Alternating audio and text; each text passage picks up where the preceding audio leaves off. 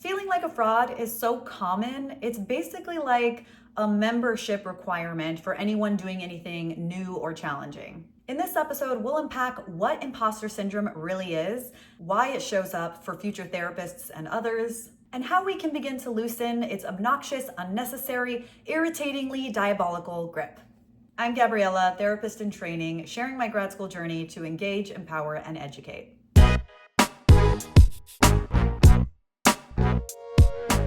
Dear future therapist, I'm Gabriella, and welcome to my YouTube channel.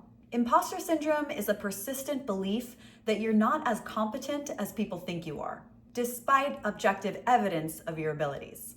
It shows up as chronic self-doubt, discounting your abilities, and attributing success to luck rather than skill.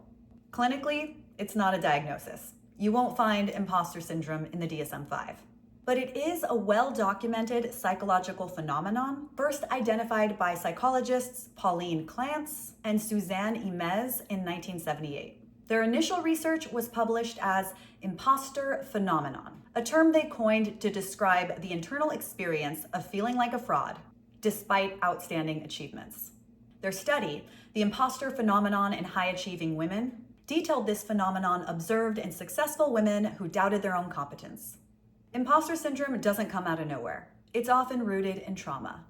Big T trauma and little t trauma.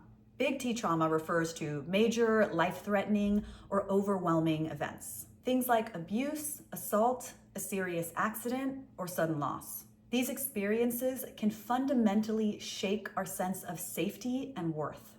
Little t trauma refers to less obvious, cumulative experiences, like chronic criticism, emotional neglect, or growing up in a household where achievement was valued over authenticity. These might not make headlines, but repeated over time, they still wire us to feel like we have to overperform to be accepted. Grad school and clinical training can stir all of that back up because it's a setting full of evaluation, comparison, and uncertainty. For anyone, not just future therapists, imposter syndrome can show up as over-preparing for every little task, struggling to celebrate accomplishments because you've moved the goalpost, interpreting constructive feedback as proof that you're inadequate, avoiding opportunities because you don't feel ready. For therapists in training, the stakes can feel even higher. Here are some ways it tends to surface. Feeling like you have no business in the room with therapy clients. Comparing yourself to professors and supervisors, thinking, I'll never be that good. Sitting in a class lecture and keeping quiet because you're terrified of sounding uninformed. Overfunctioning, working twice as hard, reading every article, scripting every intervention just to prove you're competent. When I was at residency 2 in grad school, I was preparing to facilitate a group therapy session, and I went into full overfunctioning mode. I literally tried to plan for every single way the group members might respond to the activities I'd set up for that day. I made lists in my head of every possible comment, reaction, so that I'd know exactly how to handle it.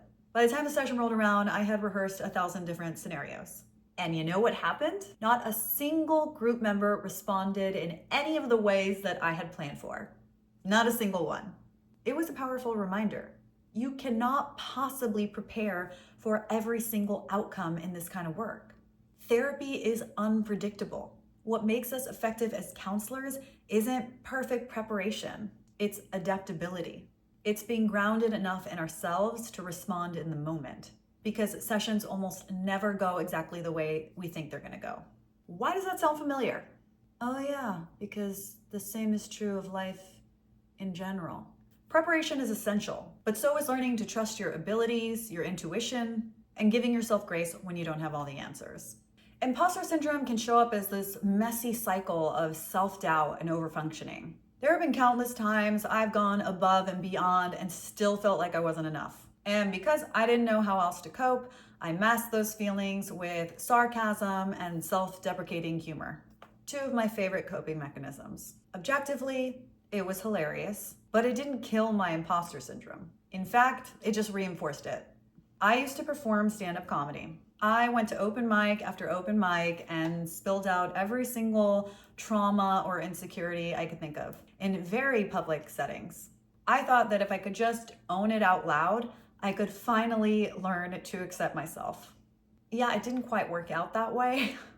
Don't get me wrong, had a blast, overcame a lot of fears. The turning point came when I realized how much of my energy I was pouring into either proving my competence or proving that I was totally fine with my lack of it.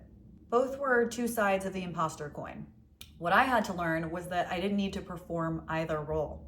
I didn't have to prove I was flawless, and I didn't have to prove that I was totally cool with being an unhealed hot mess. I could just be me, highly competent in some areas, a work in progress in others. Admitting you're human is hard, but liberating. That realization brought me more peace than I could have ever expected. Imposter syndrome doesn't vanish overnight, but it loses its power when you stop letting it drive. I decided I was no longer going to let self-doubt take the wheel. I wasn't going to wait till I felt ready, because honestly, that day might never come. I started following through with things that scared me, things I didn't feel ready for. The stuff I had told myself was not in my DNA. When I would commit to small changes, better habits, and follow through, I learned to start validating myself instead of looking for it externally. I just had to decide I was capable and continuously create more evidence to affirm that belief. And with every small step, I built more confidence. Imposter syndrome thrives on external evaluation.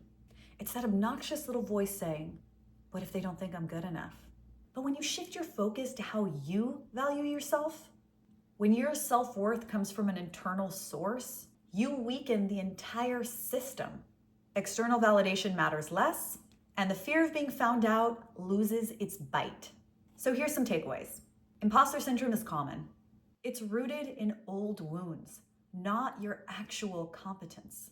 It may still pop up throughout your career, but it doesn't have to run the show. The more you reclaim your energy, validate yourself, and step forward even when you don't feel ready, the more freedom you'll find.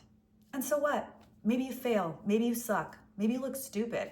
We're all going to experience failure at some point in our lives. Okay, maybe at several points.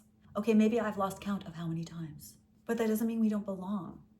It just means we're growing. Have you ever felt imposter syndrome as a therapist in training or just in general? How did you overcome it? Let me know in the comments. Don't forget to subscribe to this channel, like the video if you found it helpful. Dear future therapists, I will see you in our next session.